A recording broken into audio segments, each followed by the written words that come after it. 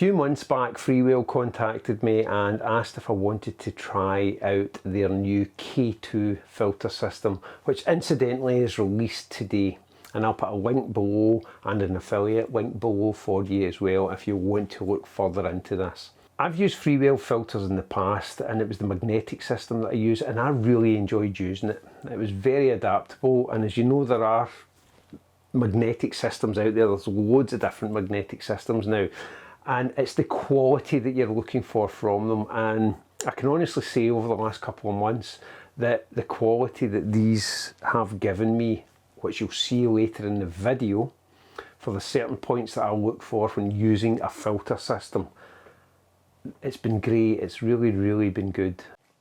For the time I've had the filters, I've been very fortunate, and I've been able to test them with an APS-C system, full frame system, and a medium format system, and that would allow me to see, in my opinion, if there was going to be any anomalies depending on what system you were using. Is there going to be vignetting? Is it going to affect an APS-C differently from the medium format and from the full frame? Are there going to be colour shifts and any kind of colour casts with the filters? And you'll see that later on in the video if there has been. The system itself comes in this lovely faux leather pouch which has a carabiner on it should you want to hang it from your tripod. Within the system that you get, and it's these tags that you pull up, I've got 4 adapter rings here for the system that I got, and there's more available. The ones that I have is the 67mm, the 72mm, the 77mm and the 82mm. The main one that I used them with was the 82mm. It's because I shot with the wide angle lens over the 3 systems that I was using. The design of the system itself is adaptable, and as I said, I've managed to try it in 3 different cameras. For me, I always shot wide angles just to see if there was any vignetting with the filter system. And once the filter system goes on, it has 2 side nuts on it that allow you to lock it in place. And these also allow you to adjust. For example, if you want a soft grad and you want to put the soft grad round at the side or at the bottom, you can rotate it on this. It comes with a variable neutral density base, which you fix in place very easily, and it clips in there, as you can see.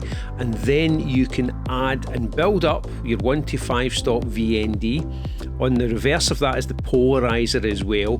You can then build up and add more to this with the 6 to 9 stop variable neutral density filter.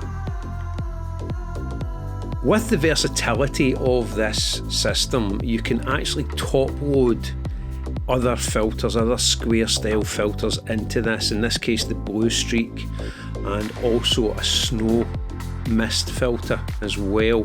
This means that you've got endless possibilities when you're shooting. This kit also came with a hard grad filter, and as you can see, everything slips into place very easily, and it's solid once it's on the lens itself. Very adaptable, great glass. I didn't get any colour casts whatsoever with this system, and that was even with all of them attached. Last but not least, it also comes with a metal lens hood to protect the glass.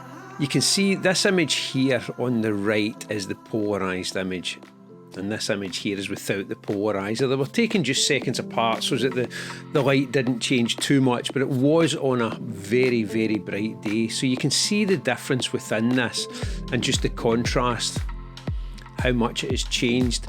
But the main thing about this is you can see that the sharpness is still there, and that's one of the big things that I tend to look for when using filters.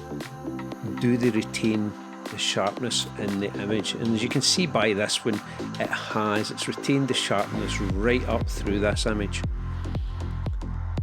right up even to the building itself, or what's left of the building. So you can see that even just with the polarizer added, you can see that the colours are enhanced slightly.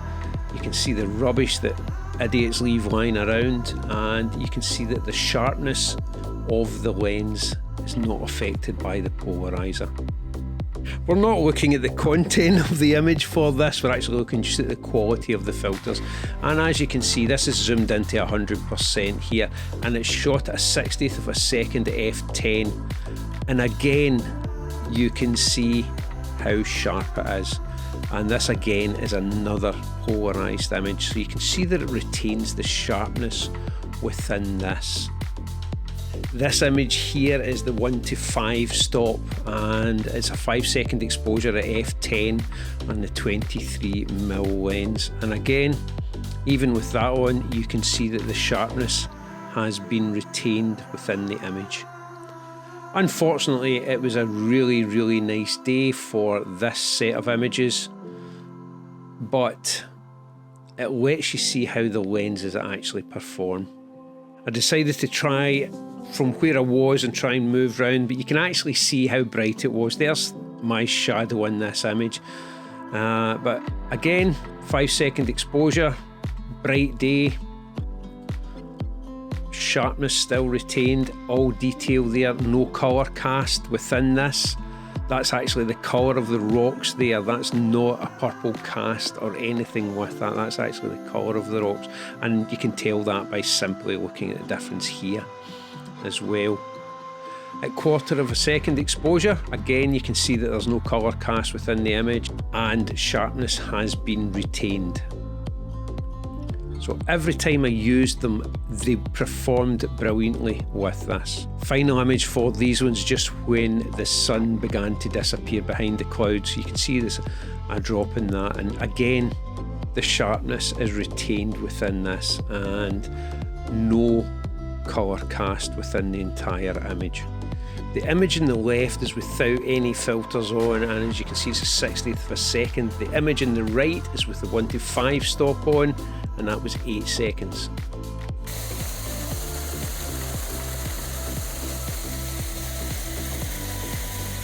Hopefully you get something from that, and hopefully it lets you see the versatility of the K2 system. From a profile point of view, it doesn't take up much at all on the end of the lens, and for being, as I say, very fortunate to try an EPS-C, a full frame and a medium format camera, I never noticed anything with it. Yes, perhaps on the X-T5 it does look bulky, but it's not when you're using it. When I first put it on and turning it and using it, I did find it a tiny bit footery, but that was just me getting used to it.